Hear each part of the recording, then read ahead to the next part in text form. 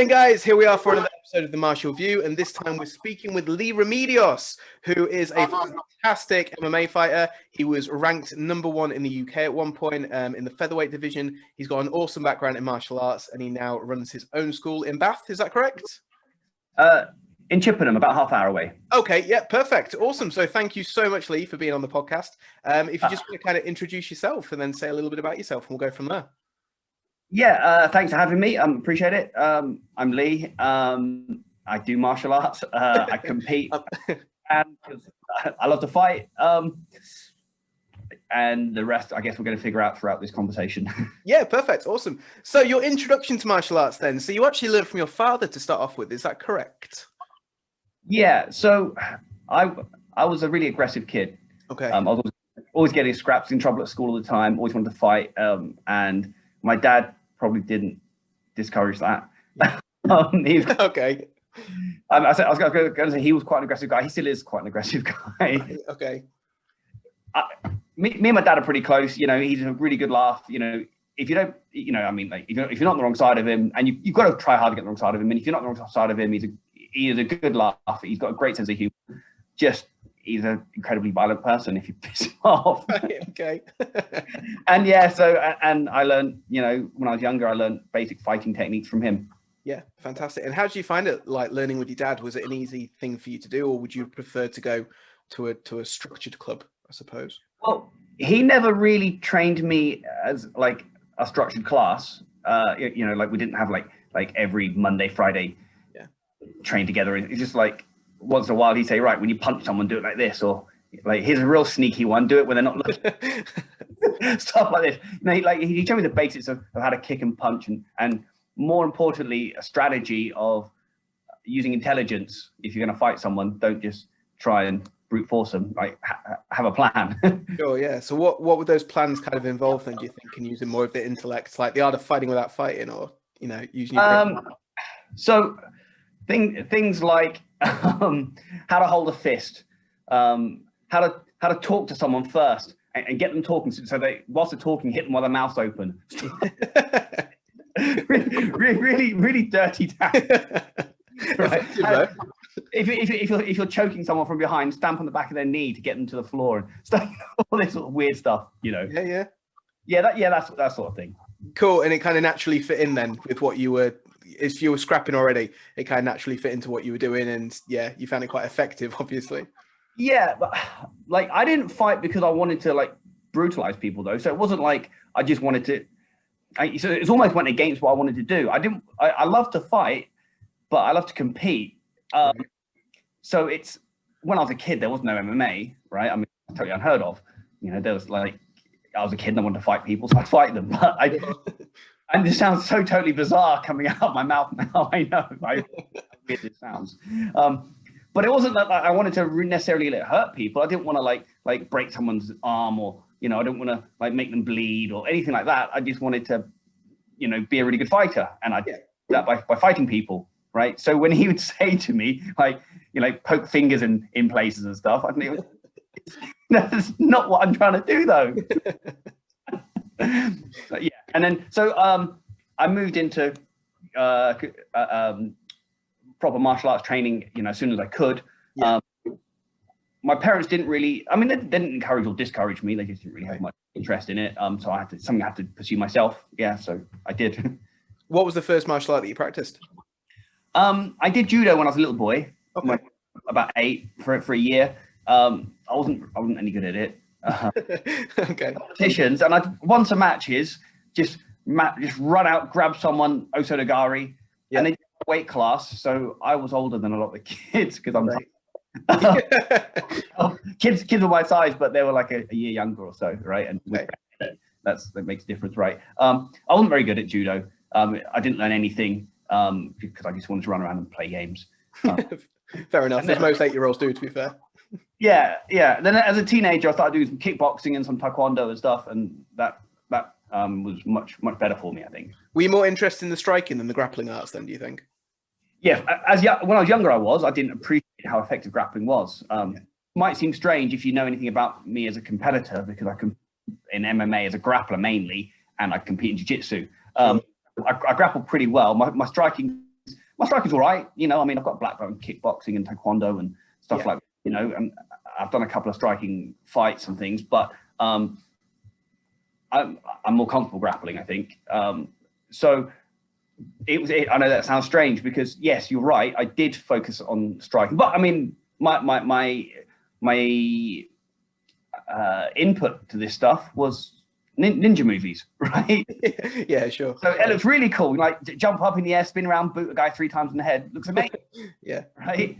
Doesn't work in a real fight. What? No, my illusion. You popped my bubble. Yeah. Well, right. I mean, against someone who's untrained, you know, if you're in and you're against someone who's untrained, anything will work, right? But yeah, I used to watch these movies, you know, like I'd watch like Best of the Best and, you know, all these sorts of like classics that you'd watch as a kid, you know, these karate movies and kung fu movies.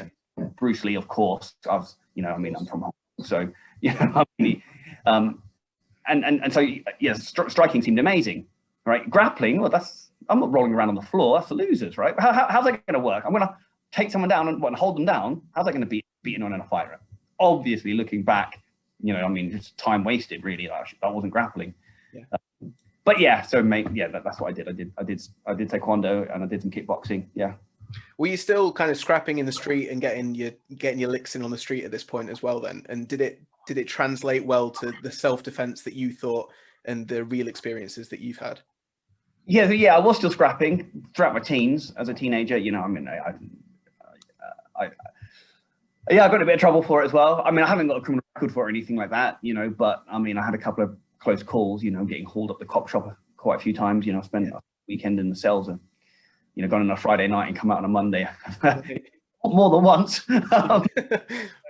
Just, you know, not like bullying people, you know, not going to pick them, but just, you know, just being a bit Larry and other kids, you know, Larry, and you just end up having a scrap and it gets out of hand, right? So, yeah. And so did it help me? No, not really. I would try and kick people and timing was completely off and everything was completely off, right? Compared to someone who's bigger, you know, maybe stronger because I was a small kid. And, you know, if you're fighting someone that's looking to just smash you up, not looking to play the game, it's, well, hang on a minute, this isn't, or they're grabbing you in a headlock and, you know, like duffing you up and, you know, it's all useless, right?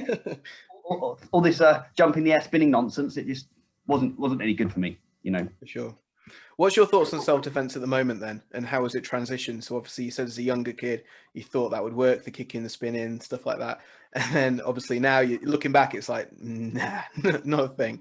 So what self-defense training now? Right. So I don't do any self-defense training and I don't keep up with the scene at all. I've never been involved in the self-defense scene at all. Yeah. Yeah. I've only ever trained for combat. I can't be an authority on that, to be honest. But I have had lots and lots of fights. Okay, right. So sorry. Yeah. Whether I've got more experience than these reality or these self-defense guys, I don't know. As I said, I don't follow the scene whatsoever, so I don't know what they. I mean, other than I see. It sounds so terrible. I don't want to slate anyone, but I see clips of this guy Andy Norman. I think people post it, you know, mainly to make fun of him. I don't know anything about the guy, right? But, sure. That's the sort of stuff I've seen, but I don't know anything about. Yeah. Okay. Sure. Yeah. So I can't comment. But I have had a lot of fights. If self-defense is something you're interested in talking about, I can tell you what I've done, and I have had a lot of experience. And I fought guys who had weapons. I've fought multiple opponents. I've all sorts of stuff. I've had in all sorts of trouble. I've had to run away from the cops quite a few more times. Yeah, sure. Okay, so yeah, interesting, definitely. So yeah, definitely interesting. So you obviously say that you're not interested in the self-defense side of it, but you could also say that you could be a part of that with your experience. Right. So I can tell you what I've done. Sure. I've never trained anyone for self-defense, not really, and because it's such a massive variable. I mean, and what I mean by that is what I do for myself will be completely different for someone else in a different situation. Completely, 300% different. You know, I mean, massive. So let's say I grew up on a council estate. Okay, I grew up in Hong Kong till I was about 10, and I in England, after that on a council estate. Okay, so self-defense for me was, I'm going to punch up with a guy, maybe a couple of guys. When I got a little bit older, you know, sometimes people would grab a bar or something. That was about it. Okay, but by that time I was a professional athlete. Yeah. Me fighting someone in the street in self-defense is very, very different to, say, someone who's not as athletic as me, because at the time, you know, like as a professional athlete, so I'm lifting weights 3 times a week, I'm doing cardio 5 times a week, I'm wrestling, I'm boxing, I'm Thai boxing, I'm doing jiu-jitsu, I'm doing MMA training against other trained fighters. That's very, very different to training a self-defense program, because it's simply not practical for people. Yeah, of course. They've got jobs, they've got families. They maybe, without wanting to sound rude or anything, they don't have the right or the same genetics as I've got. You know, I mean, maybe not even.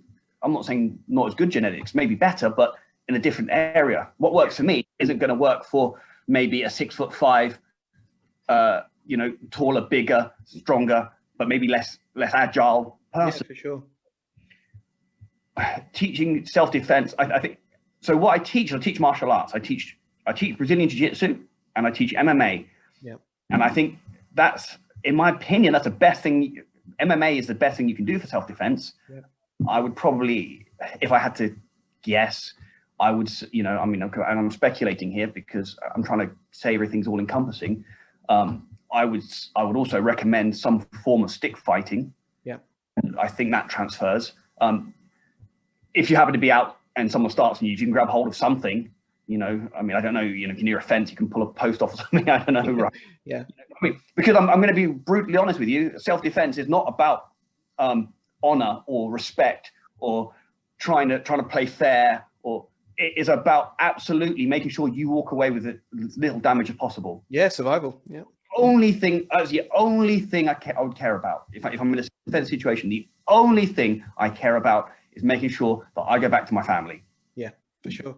Right. So I know it sounds like you say, like, it might sound a bit weird. Like, what's he talking about? Pulling a fence post? What? I would absolutely smash some of the fence posts if I'm getting attacked and I think my life's in danger. Yeah, yeah. Absolutely. You know. So that all that said, I think that most people can't always rely on having something handy, and I think MMA is probably your best bet for self-defense. Since I've been an MMA fighter, professional fighter, I've had a couple of scraps, nowhere near as many as when I was a youngster. I've had a handful of in the past. Well, I've lived in Chippenham now 15 years, and I had 3 scraps since I've been here. Okay, and they've all been over pretty quickly. You know, I haven't had to hospitalize anyone or anything like that. Just, I mean, but I'm a trained fighter, right? So yeah, of course. So pop, situation sorted. Yeah, right. And it's so overwhelmingly dominant because they're not trained. Yes. Right? Yeah. So that would be my advice. If someone wants to do self-defense training, my advice would be MMA. But again, I'm not the authority. For sure. Awesome. When did a lot of fights, I would say. Because I've learned in MMA are what I would use. Yeah, cool. When was the transition, and how did the transition happen then from being a striker to them finding grappling? Right. So when I was in Vancouver, so I've got family in Vancouver. Yeah. My dad moved over there, and I went out to visit, and I started doing a little bit of training over there, some Taekwondo. That's where I got my black belt in Taekwondo. Yeah. Over there, I started doing some Taekwondo and some kickboxing there, and I really enjoyed it. And then there was a guy teaching over there, Jason Farron. He passed away now. But he'd fought in the UFC, in UFC number 4 as an alternate.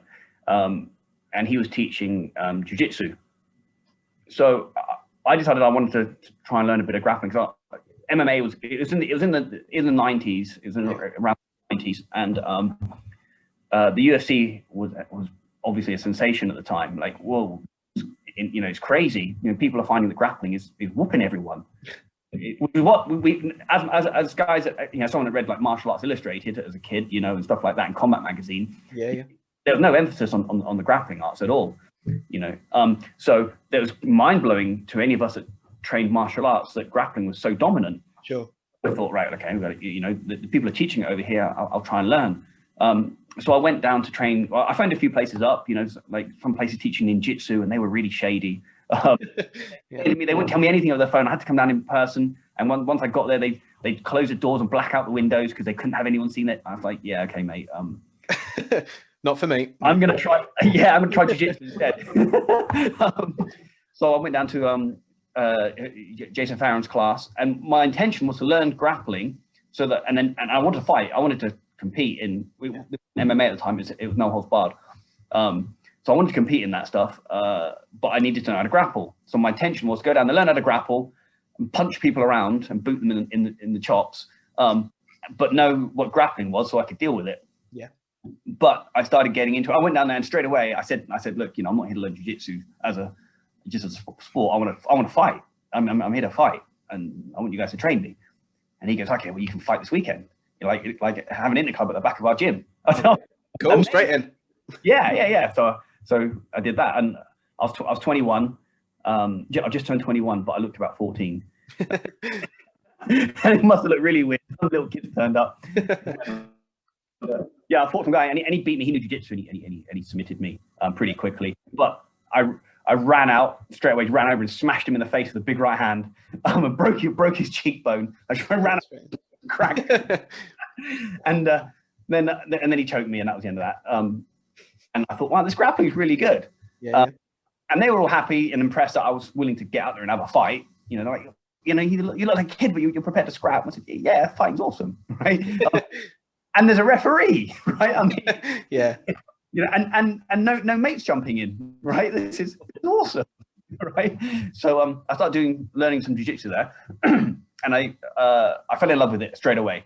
And I was training really, really solid. I was doing 10 classes a week, and they were 2-hour classes. Wow. So I was doing 20 hours of jiu-jitsu a week. But I mean, I was young and I wasn't really working. I was working kind of part-time, you know. And so all I did was train. It was amazing. So like in 6 months, I got pretty good at grappling. Yeah, you know, yeah, sure. 20 hours a week of it, you know. And I'd never missed a session. I didn't have to. I could sleep until 10 or 11 in the morning. So my body was fine. You know, I'd go do a bit of strength training and go train. Yeah, it was great. So and I really fell in love with the grappling. I thought, actually, you know, I've come here to learn how to anti-grapple. Yeah. But if I could put a choke on someone, well, that's the end of the fight. That sounds amazing. Let's learn that. And an armbar, this will break a guy's arm, yeah. Right? This is way easier than trying to wear him down with punches and kicks, right? I could just submit someone.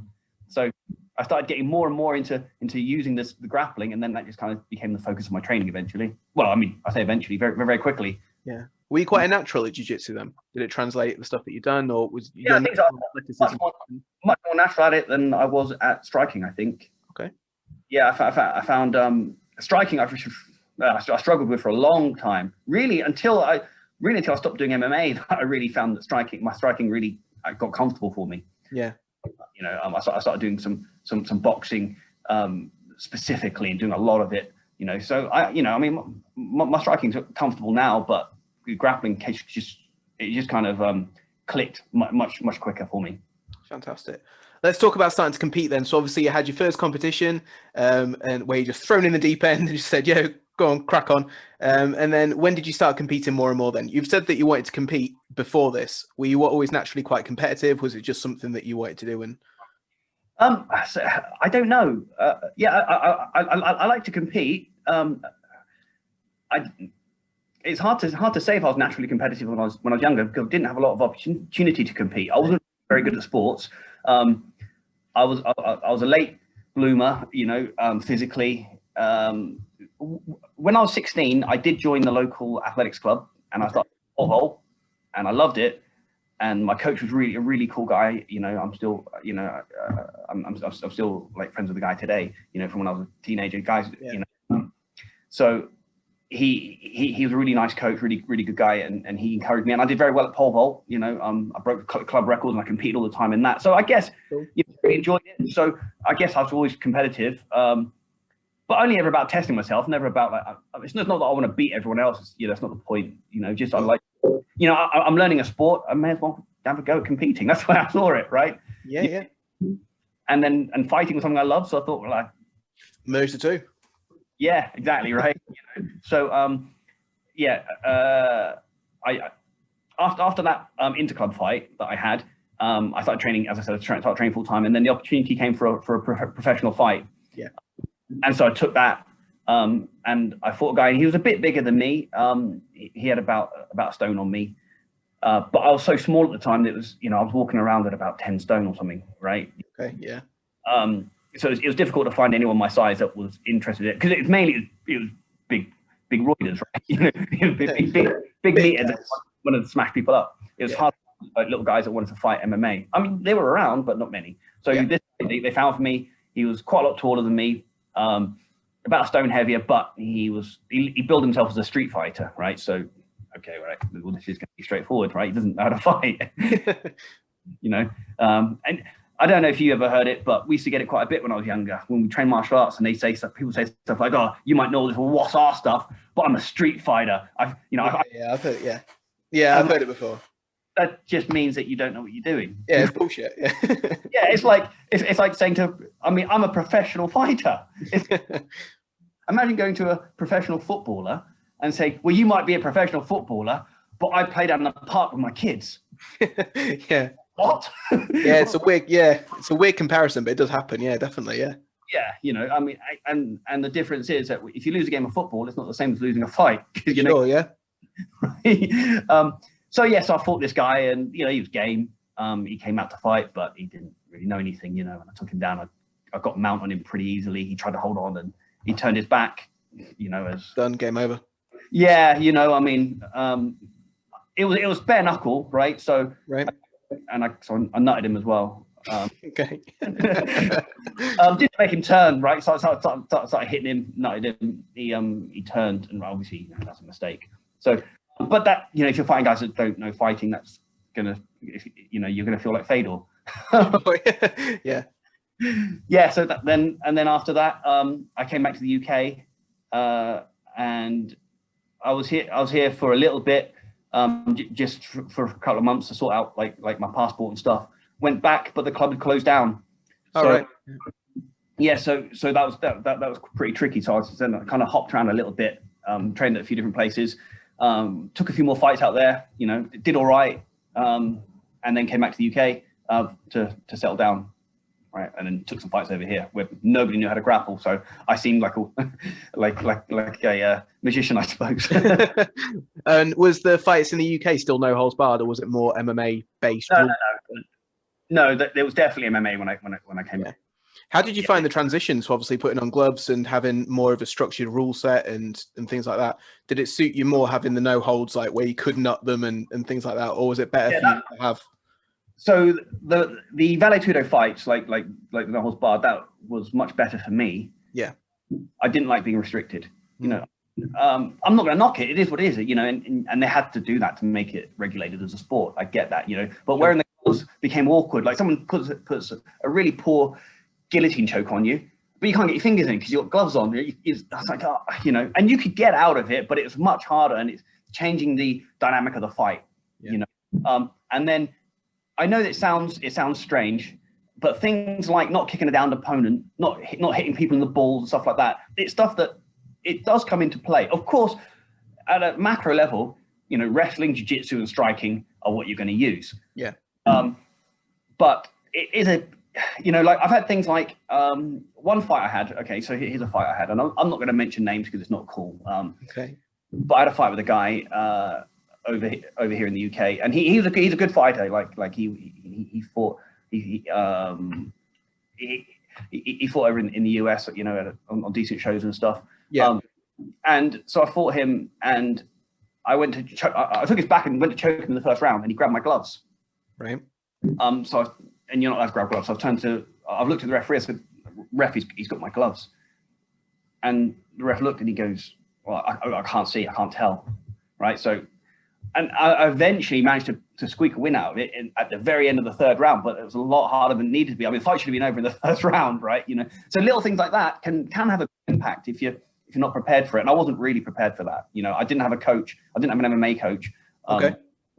So I was just trying to me and some mates training together and trying to do the best we could. And one thing I found that was also a big detriment was guys coming in from like judo backgrounds and other backgrounds, although they may not have had necessarily the same grappling on the ground skills that I had, they had like a lifetime of competition experience, of combat sport experience, and that was huge. It's something that I didn't have. Yeah. So I think that was really quite a big disadvantage for me. No one's fault but my own, of course. You know, I mean, I was put into judo and I didn't pursue it. You know, that's on me. I'm not blaming anyone. I'm just saying, you know, where it became a sport and they got rules, and then it becomes more of a competition than a fight. It wasn't something that I was necessarily that well prepared for. Okay. If that kind of makes sense. Yeah, sure. So how did you adapt to that then? Or how quickly did you adapt to that? Yeah, that's a better question. Yeah, I think relatively quickly. I'm a bright guy, you know. I just started wearing gloves for training. Yeah. More trying to find best ways to train, because you put the MMA gloves on and you'd spar, and both of you just be wrecked, right? You know, like you're getting split eyebrows all the time. You know, we should be beating the shit out of each other, right? It's just a really poor way to train, you know. So it was because it was the early days of MMA. It was really about trying to find practical, realistic ways to train without just smashing each other. Yeah, sure. So yeah, we're trying to wear gloves. We're wearing bigger, you know, we start wearing the bigger padded gloves. And yeah, I mean, I think I got it, but it took, you know, there's quite a bit of teething, I think. Yeah. You know? But I mean, not just for me. That's for everyone, because the sport was so new. Everyone's going through it. Yeah, of course. Yeah. Everyone's going through it. I'm not saying I'm so hard done by, you know, because I didn't have this background. Nobody had the background, right? Nobody had an MMA background. Yeah. Right. So thing, yeah. I'm not trying to complain. I'm just trying to explain the situation as it was, right? You know, everyone's in the same boat. You know, we're all trying to figure it all out. For sure, yeah. And different shows were having different rule sets. Like you fight for Lee Hasdell, and he'd have certain rule sets. And then you fight for Andy Jardine, and he'd have different rule sets. Yeah. You know, and understandable that, you know, and people were trying to unify the rule sets, you know, but then egos would get in the way. Like, well, my rules are better. No, my rules are better. And everyone would have a valid argument, you know, but the rules were a bit different. Like on some shows, if you were dropped from a headshot, fight was considered off. Right.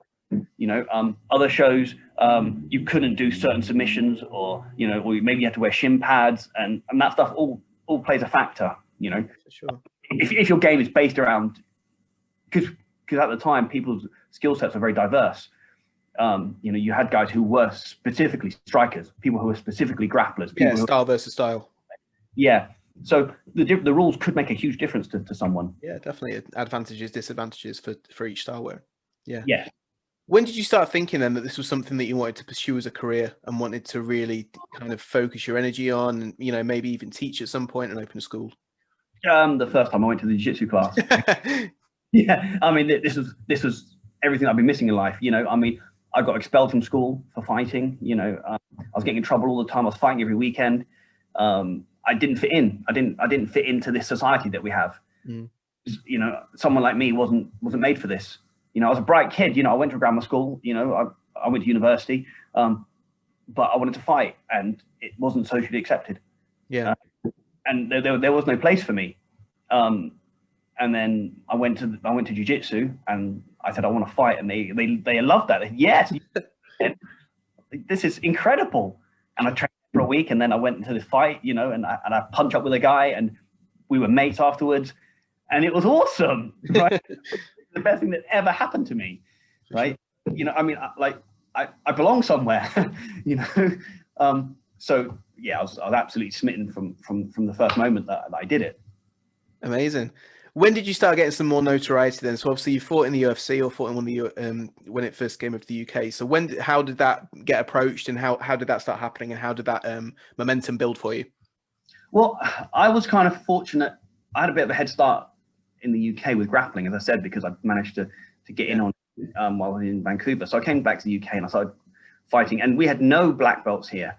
Certainly no English black belts. I think the highest grade that we had here at the time was maybe a blue belt. Not even that. Really early days then, yeah.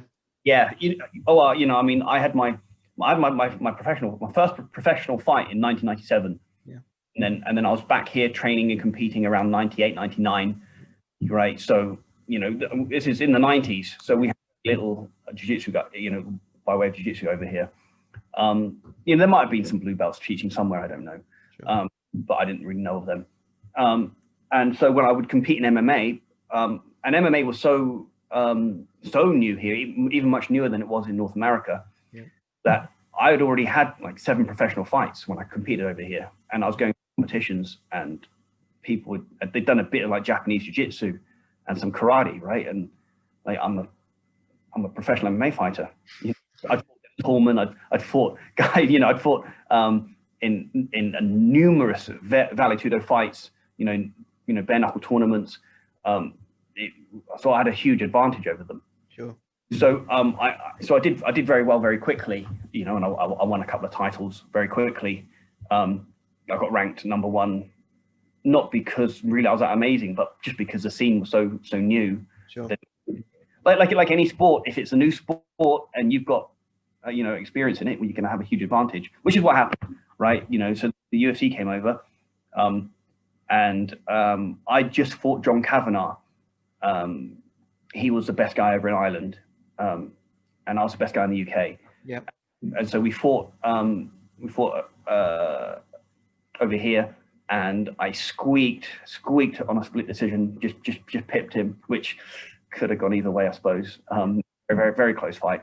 You know, I went back in my corner. I'm like, I don't know what you think, and they were like, I think you got it. Don't know, right? You know, and 2 out of 3 gave it to me, right? So, and then I'd be on TV. So I'd been in a documentary called Natural Born Fighters, which really helped. So I had a kickboxing coach, Floyd Brown, and he helped set it up. He was teaching out of London, and he had some contacts, and he'd been contacted about this documentary for people doing like different types of fighting. There were shows of bare knuckle boxing, I think, in there as well, and some other stuff. And they said, and they approached me and said, you know, would I be interested in being filmed for it? So they videoed, you know, they followed me around, and I did two events in a weekend. I fought an MMA fight on a Saturday, and the next day I went to the KSBO and fought in a tournament, and I won that. And I went up a weight class, so I fought some bigger guys and won that. So it looked really cool. You know, I mean, I have much more experience than everyone, but it looked really cool. Like I'd fought a load of guys in a weekend, and I'd beaten everyone. And so that went out on TV, and I became like kind of well known within martial arts as that kid that does the fighting stuff, right? So when the UFC came over, I was probably one of the better known guys, and I was still active at the time. You know, a lot of the more well known guys maybe getting a bit older. Yeah. You know, so they called me in to fight, and that's pretty much it. Yeah, that's how I got in. What was the experience like then, fighting on the UFC? Completely nerve-wracking. I'd imagine, yeah. Yeah. So I never wanted to be a performer. The stage fight was something that really, really got to me. When I went out to fight, I'm never afraid of my opponent. I'm not afraid of another man. That's not me trying to say, you know, how tough I think I am. I mean, it's just, you know, it's a competition, right? I'm not afraid of the guy who's standing opposite me. You know, I don't look at him and think, oh, he's a big scary guy. I don't care about that. Yeah. But I'm not keen on this 5,000 people right now. Everyone's looking at me. I just want to fight someone. You know, I don't want to be in front of a load of people, right? But over time, I got used to it. But I hadn't at that point, you know, and I was absolutely petrified going in there. Because I was effectively, really, I was an amateur fighter, because I wasn't making a living out of this, so I still had to work, you know. So I'm taking fights here and when I can, and now it's the UFC, and it's not just professional; it's the elite of the elite. Yeah. Like, right, well, I'll do it, you know, see how it goes. So yeah, it was really, really terrifying. Also, because I'm a smaller guy, they didn't have. At the time, the lowest weight class was 70 kilos, right? So I got on the scales after breakfast, you know, with a full belly, easily made weight. You know, fortunately, I mean, I fought Genki Sudo, and he was a bit bigger, but not. It wasn't a factor. He wasn't like somebody. He wasn't like a massive weight cutter that comes in at like 10 kilos heavier. So it wasn't a big deal, fortunately. Yeah, sure. Perfect. And where did it go from there then? So after fighting on the UFC, how did your career go? Was that the peak for you, or do you think there was like some other highlights that were better maybe?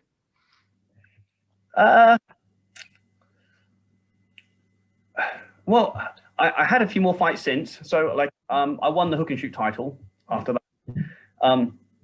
I fought for the cage rate title. Got a draw. Okay. Judo silver. People's champ. Yeah, no, yeah. I had a few more fights, but I mean, I never really went fully professional as much as I would have liked to, because I didn't have the coaching. And if I'm absolutely honest, I probably didn't have the talent. I went, as I said, I went to university. I've got a degree. I'm an engineer. I'm a chartered engineer. That's what I do now. Yeah. And I've always had to balance that on the side. Sure. I tried taking a couple of years out to focus on fighting, and yeah, it was good, but it's hard to pay your bills. Right? Yeah, sure. So it wasn't a long-term thing for me. I mean, I simply wasn't good enough to make any real money at it. What do you think of the state of MMA now then, compared to someone that's seen it from its very early days and its infancy up into this massive thing now that's, one of the biggest sports in the world? How do you think it's changed, and do you think it's changed for the better? I don't really follow it, if I'm honest. Okay. Right? Because how much I fell in love with everything, right? But yeah, I mean, it's not my thing anymore. I'll watch a UFC, if it's someone that I'm interested in watching. Yeah. But people say to me, what do you think of this guy fighting? Like one of the recent ones he had, like Charles Oliveira versus Tony Ferguson, and they go, like, who do you think's gonna win that? I said, I don't know who Charles Oliveira is. And so I watched the fight, and he's obviously amazing. He was really, really good. So wow, I should know who this guy is. Yeah. Right. But yeah, it's just, the simple fact is I don't watch that much of it. I mean, I teach jiu-jitsu. We're locked down for the past year. It's hard to follow a lot of it. I mean, I'm married, I've got children. I work, I mean, MMA's, I haven't taught it for a year now. Yeah. Right? And when I was teaching it, it was once a week. We teach jiu-jitsu twice a week. I teach MMA once a week. And that's the extent of it, so I don't really keep up with the scene. So it's hard for me to really give much of an opinion. But I will say that it seems to me that it's really the UFC, and then everyone else trying to pick up some crumbs is really how it seems. Yeah. Which, I mean, I'm not going to say whether that's right or wrong. I mean, it doesn't impact me. It is what it is, yeah. Yeah, I mean, but that's the way it is. I know over here you've got Cage Warriors, which is a fantastic show. And they've always been a pretty good feeder. If you win the Cage Warriors title, you're likely to go to the UFC. Yeah. So that's fantastic. Everyone's now well-rounded. It's not style versus style at all. Of course, you'll get guys that are better in certain areas, but everybody can strike, everybody can grapple, everyone, can wrestle. Everyone's well conditioned. I mean, at least if you want to be competitive, that's the way it is. Sure. So. I mean, it's become like a lot of the fighters are quite generic, which I think is a bit of a shame. Not their fault; it's just the way it is. But everyone's just the same sort of fighter, and it's fights are, a lot of them look very similar. And unless it's someone outclassing another, it's not exciting, which is unfortunate. I mean, that's the way it is. Yeah, of course. What's your focus now then for the future in terms of your martial arts training? Do you want to focus on martial arts when we come out of this pandemic and things are back to normal? Are you going to keep it as like a bit on the side thing and focus on the engineering still, or are you going to put a bit more time and focus into the jiu-jitsu and MMA? Well, for the past, since around 2015, 2014, I've been competing. 2015, I've been competing in jiu-jitsu. Yeah. And I've done very well, which I guess is it sounds so arrogant, but it's kind of to be expected because I had such a long grappling background for that, right? So I picked up very quickly when I switched. I had to put a gi on and I had to learn, you know, the rules, you know, where I can't do, there's loads of techniques I'm not allowed to use, you know, striking, but I can't use a lot of grappling techniques. Like you can't heel hook people, and you know, you can't do spine locks, and you can't slam people, and all this, which is cool. I'm not knocking it, just saying it's a different rule set, but it wasn't that different, you know. So I've done quite well at jiu-jitsu, and I try to compete as much as I can. I really love it. I think the scene's fantastic. Everyone's really friendly as well. Like you compete against someone, no one gets hurt. You know, you shake hands beforehand, you'll shake hands afterwards. Sometimes you'll have a chat in the middle. Yeah. And you know, and you maybe get to fight like 3 or 4 guys in a day, and mates, and everyone's really cool. And I you know, I really love it. So I can't wait to get back to doing more of that. Sure. You know, I did a lot of jiu-jitsu competitions in the past few years. I want to do a lot more of them. You know, I still have my gym, so I own a gym. I run that. It's obviously closed during lockdown. Sure. But that's going to, as soon as we're allowed to train again, it's going to reopen. You know, because it's still ticking over. You know, it's you know, the building's there and my stuff's in it, right? Yeah. I've got a lease on the place, so as soon as lockdown ends, you know, we're all going to be us again. So yeah, it's something that I'm still very passionate about. Just I don't want to get punched in the face anymore. Sure. Yeah, that's fair enough. Yeah, awesome. So he's going to focus on the jiu-jitsu as soon as yeah, I mean, I'll still teach MMA. You know, once COVID is, you know, I don't want to be trivial about it, but once you're kind of out of the way and we can put it behind us, you know, I've got a purposely built cage that I built in my gym for MMA. Cool. Yeah.